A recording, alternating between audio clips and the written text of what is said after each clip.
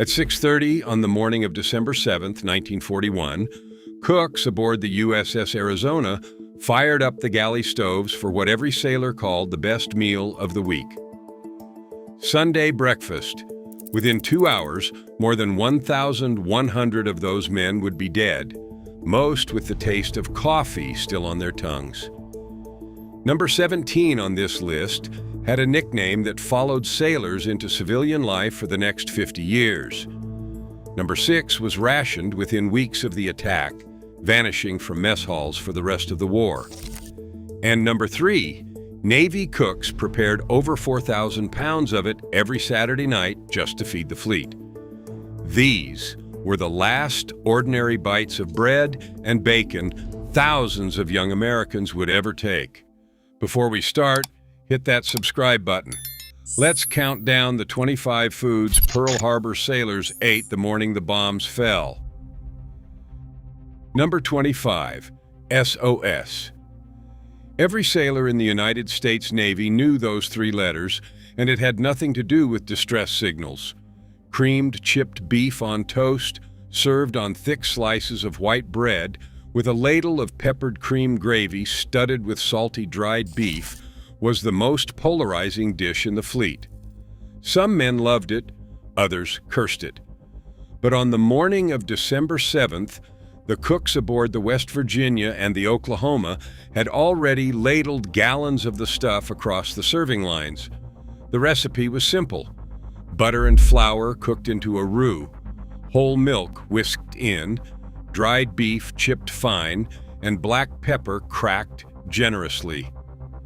It cost the Navy about 3 cents per serving.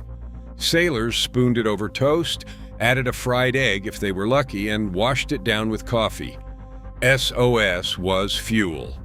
Dense, hot, filling enough to carry a man through a 4-hour watch.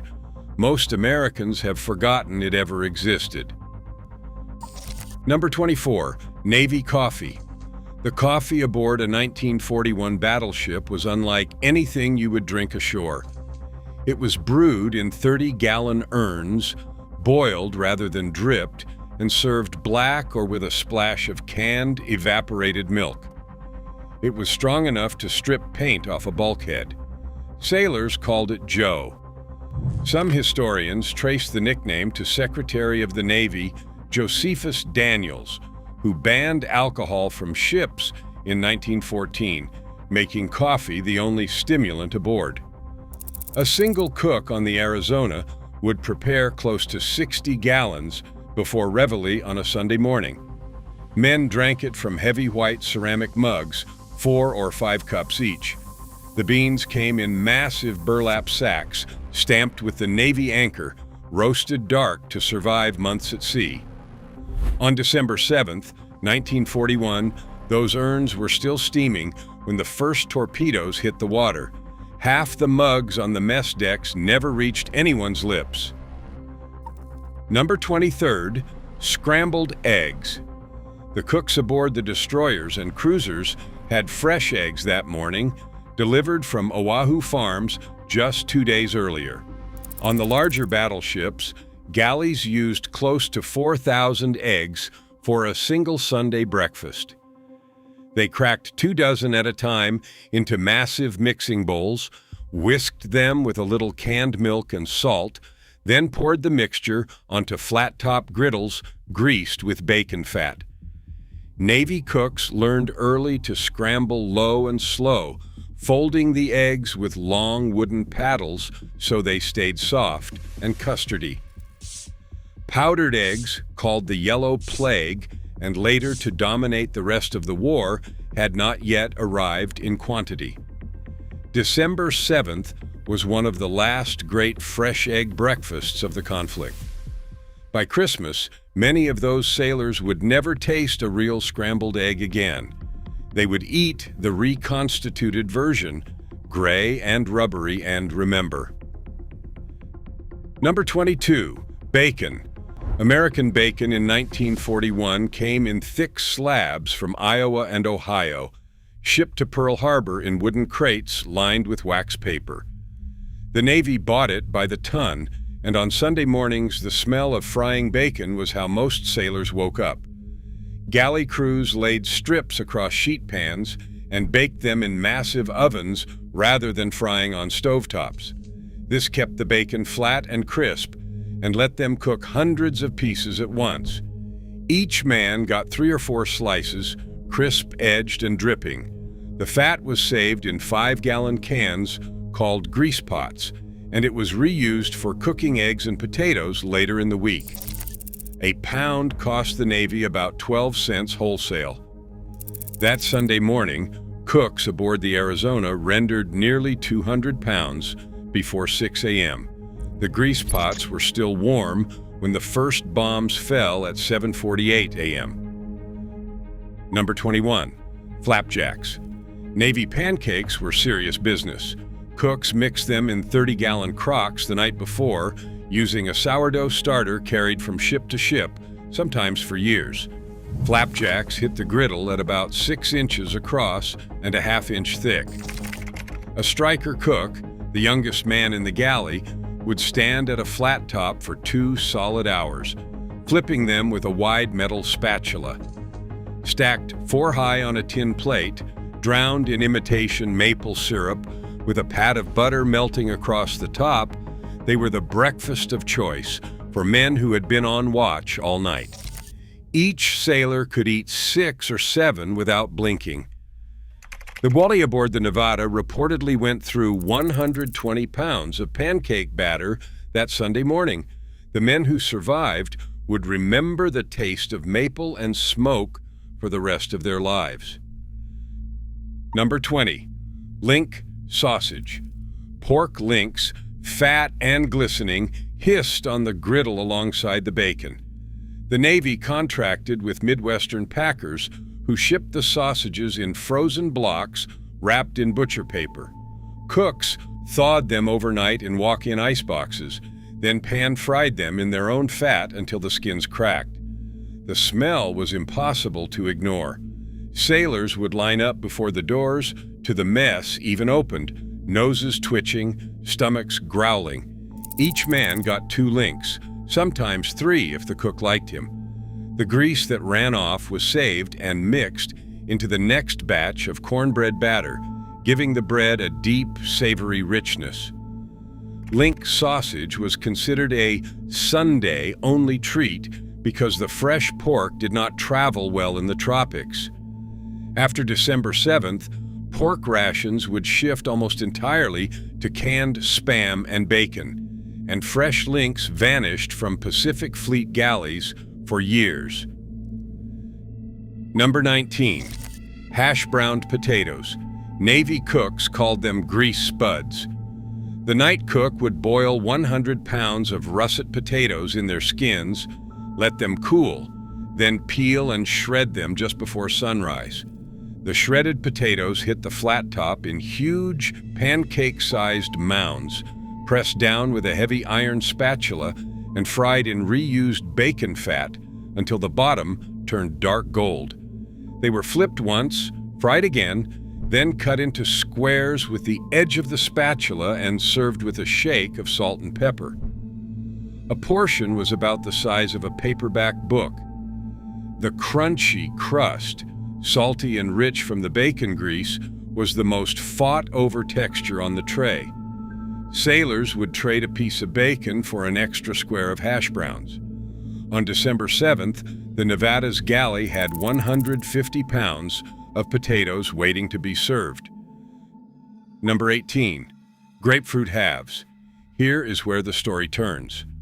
Hawaii produced almost no grapefruit in 1941, but Navy supply ships brought them in by the crate from California, chilled in the ship's refrigerated holds. On Sunday mornings, a galley striker would stand for an hour with a serrated grapefruit knife, sectioning the halves so sailors could scoop out the segments with a spoon. Each half was topped with a teaspoon of brown sugar, and sometimes, if the cook was feeling generous, a single maraschino cherry pressed into the center. The cherries came in glass jars from Michigan and were considered a luxury. For most enlisted men, a grapefruit half with a cherry was the fanciest thing they ate all week. The cherries ran out fast after December 7th. Imports from the mainland were rerouted to fighting ships, and most sailors would never see a maraschino again until 1946. Number 17. Farina, first pattern break. Sailors did not call it farina, they called it mud. That hot cereal made from ground wheat and cooked in milk until it turned into a thick steaming paste was served in heavy white bowls with a pat of butter melting on top and a generous pour of brown sugar or molasses.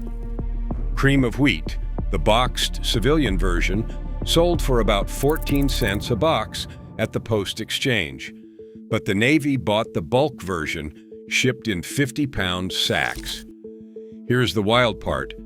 Farina was secretly the most important breakfast item in the entire Navy. Nutritionists at the Bureau of Medicine and Surgery calculated that a bowl of fortified farina provided almost half a sailor's daily iron and B vitamins. The Navy put it on every Sunday menu to boost morale and keep men healthy on long deployments. The nickname Mud followed sailors into civilian life. Their grandchildren never knew where it came from. Number 16. Stewed prunes. Every sailor's breakfast came with a small dish of stewed prunes, and every sailor complained about them. The Navy Cook Manual of 1940 required prunes to appear on the menu at least 3 times a week. The reason was plain and unmentioned at the table. Sailors ate a diet high in bread, cheese, and meat, with almost no fresh vegetables, and the prunes were there to keep them regular. The galleys prepared them in giant kettles, simmered overnight with water, a cinnamon stick, and a little sugar. Served warm in a juice-pooled ramekin, they were dark purple, wrinkled, and sweet. Most men pushed them aside. The older sailors, the chiefs, and the cooks ate them without a word, knowing exactly what they did.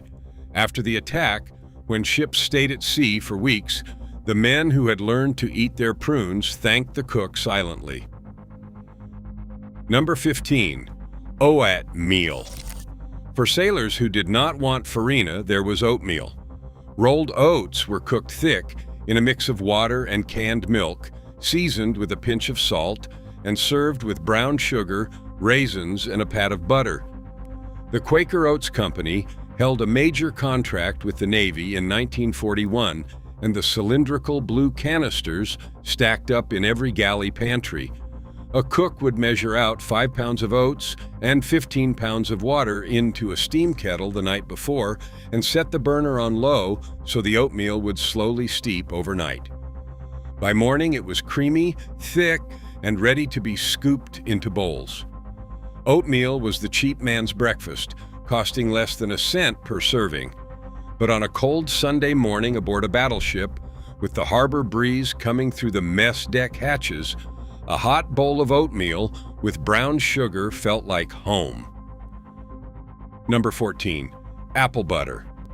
The Navy bought apple butter in gallon tins from small producers in Virginia and Pennsylvania, and it appeared on every breakfast table on Sunday. Dark brown, almost black, spicy with clove and cinnamon, thick enough to spread on toast with a butter knife. Sailors from the South smeared it on biscuits. Sailors from the Midwest spooned it into their oatmeal. Sailors from the Northeast ate it straight off the spoon when no one was looking. A gallon tin cost the Navy about 40 cents and could top toast for 300 men. Apple butter was one of the small pleasures that made Sunday breakfast feel special.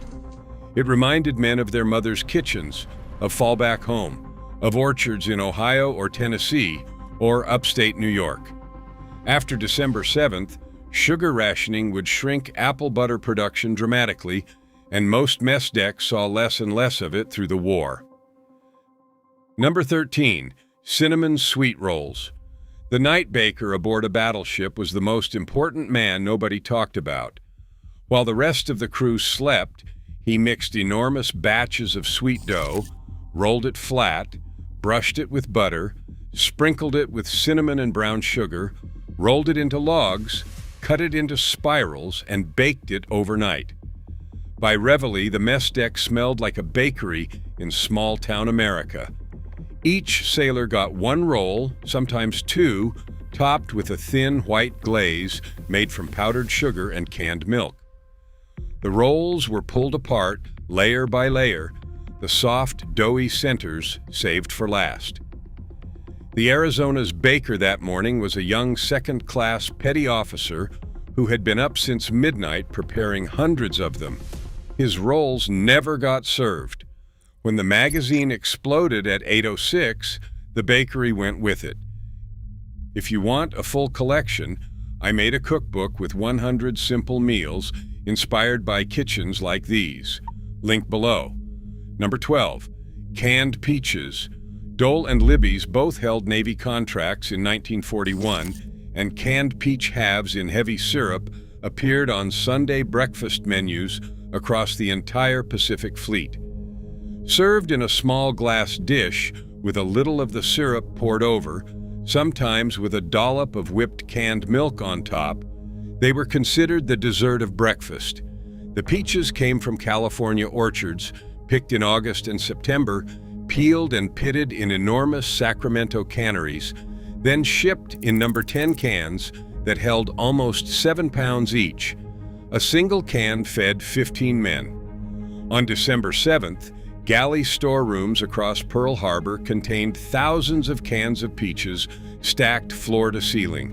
Many of those cans went down with their ships and now sit at the bottom of the harbor, still sealed, the peaches inside perfectly preserved in syrup, a quiet underwater memorial to breakfasts that were never finished. Number 11. Toast, the humblest item on every breakfast tray and the one that took the most work. A Navy mess galley produced between 800 and 1,200 slices of toast every Sunday morning. Cooks used commercial 4-slice toasters lined up along a stainless counter, and a striker would stand there for 90 minutes feeding slices in and pulling them out, stacking them in warming pans. The bread was white, sliced thick, baked fresh in the ship's bakery the night before. Each piece received a pat of butter melted across it. Toast was the vehicle for everything else. SOS went on toast. Apple butter went on toast. Jam went on toast. Scrambled eggs were piled on toast. A ship without toast was a ship with a mutiny brewing. The toasters on the Oklahoma were still warm and full of bread when the ship capsized at 8:32 in the morning. Number 10. Corned beef hash, second pattern break. Here is a dish nobody expected to find on a Navy breakfast menu, and yet there it was every Sunday. Cans of corned beef imported from Argentina and Uruguay were mashed together with diced, boiled potatoes, minced onion, and a splash of Worcestershire sauce. The mixture was pressed onto a hot griddle and fried until the bottom formed a dark, crusty shell. It was flipped once, sometimes topped with a poached egg, and served with a squirt of ketchup. The sailors who loved it fiercely. The ones who hated it thought it tasted like dog food. The Navy had been stockpiling canned corned beef for almost 2 years in case of war, and on December 7, 1941, Pearl Harbor's warehouses held over 100,000 pounds of it. Within a week, that corned beef would be feeding sailors fighting halfway across the Pacific. Number 9. Ham steak. Sunday morning on a battleship meant fried ham, cut thick, scored along the fatty edge so it would not curl, and seared on the flat top until the edges caramelized. The Navy bought ham from Virginia and North Carolina packers, cured and smoked with hickory, shipped in enormous wheels wrapped in cheesecloth. Each steak was about half an inch thick and served with a spoonful of red-eye gravy made from the pan drippings and strong coffee.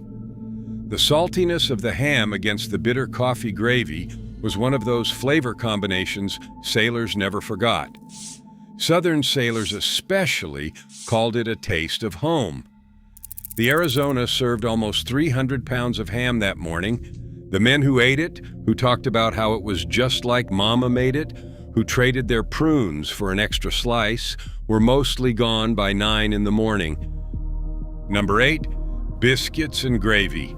The ship's baker turned out hundreds of biscuits every Sunday, cut from a lard and flour dough using an empty tin can as a cutter.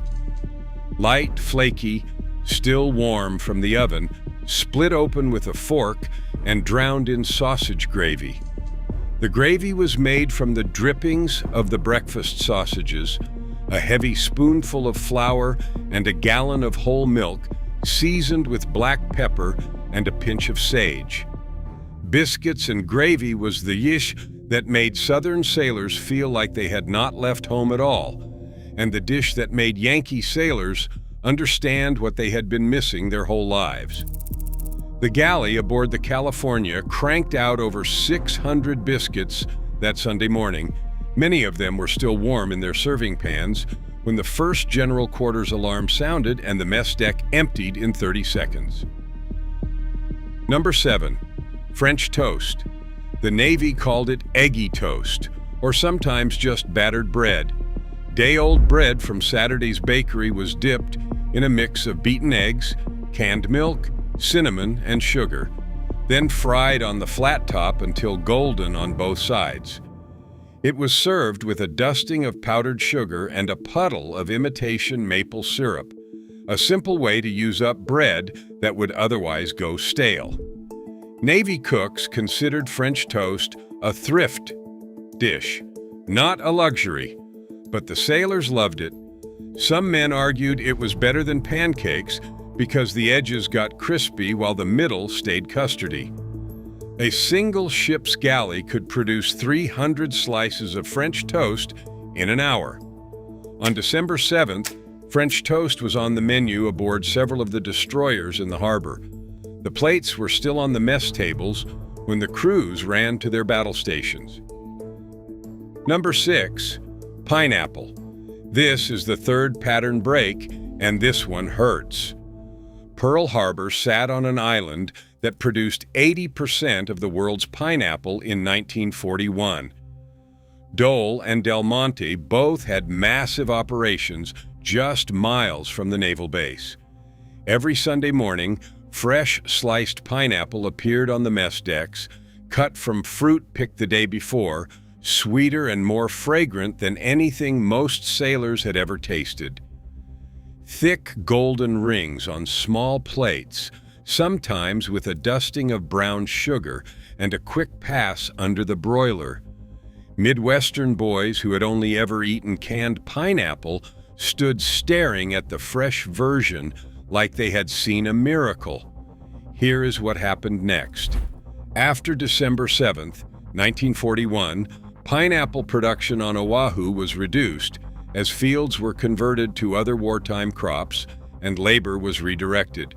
Fresh pineapple on Navy breakfast menus would not return to pre-war levels until 1947. Sailors remembered those last rings for decades. Number 5, pancake syrup. It was not real maple. Real Vermont maple syrup cost about $1 a gallon in 1941, far too expensive for the Navy to buy in bulk. What appeared on the breakfast tables that Sunday morning was imitation maple syrup, made from corn syrup, brown sugar, artificial maple flavoring, and a touch of molasses. Companies like Log Cabin and Caro produced it. It came in gallon jugs and was poured into small ceramic pitchers set out along the serving line. Sailors drowned their pancakes, their French toast, their biscuits, and sometimes their scrambled eggs in the stuff. The sweetness was aggressive.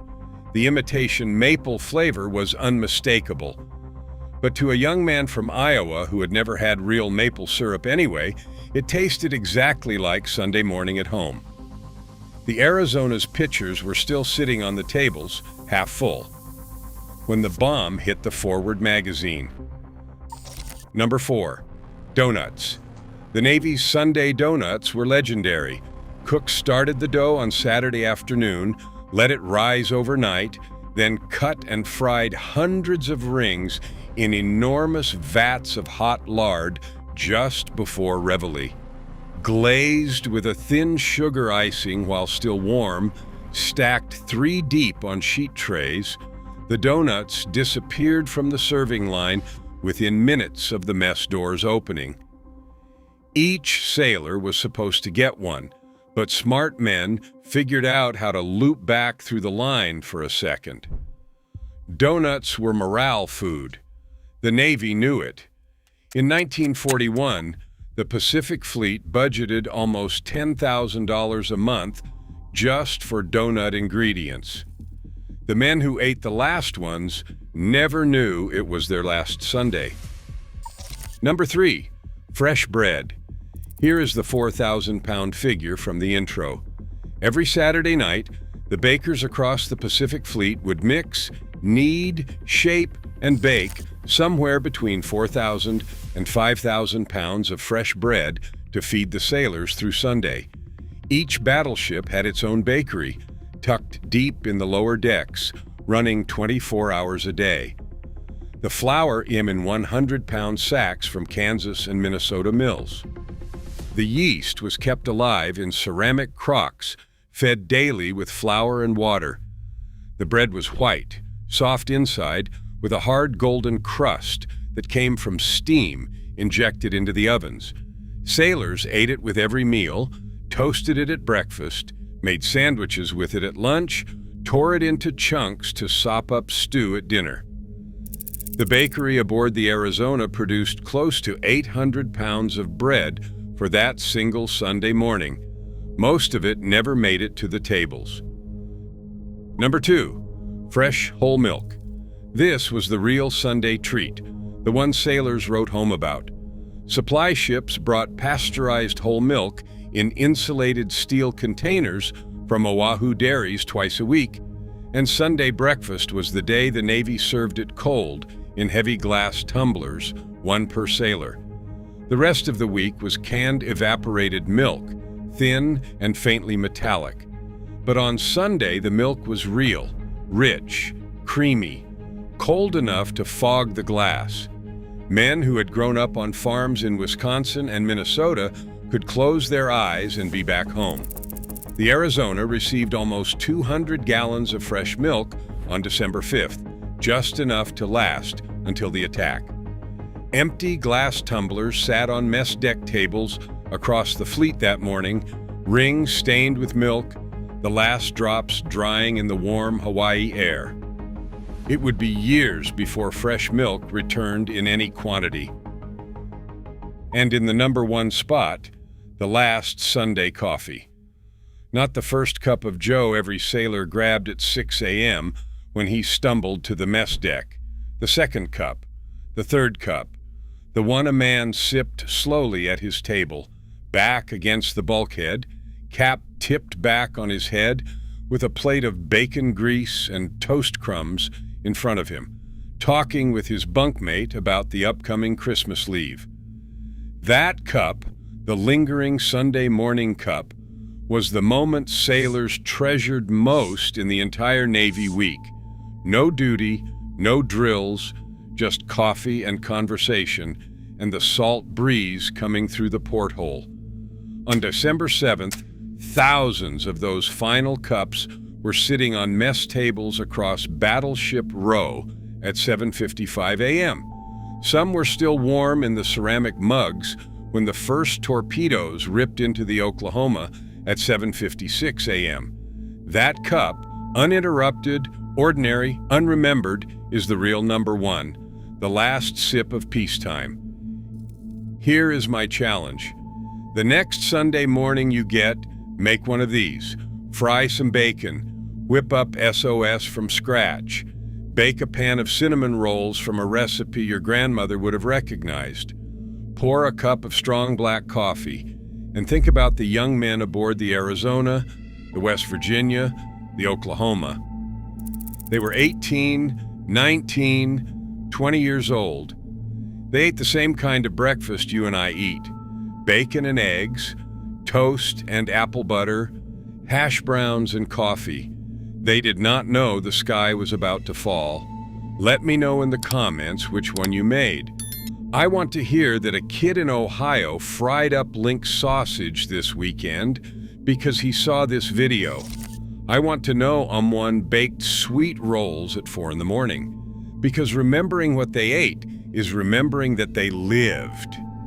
And if you want the full collection of recipes, I put together a cookbook with 100 simple meals like these. Link in the description.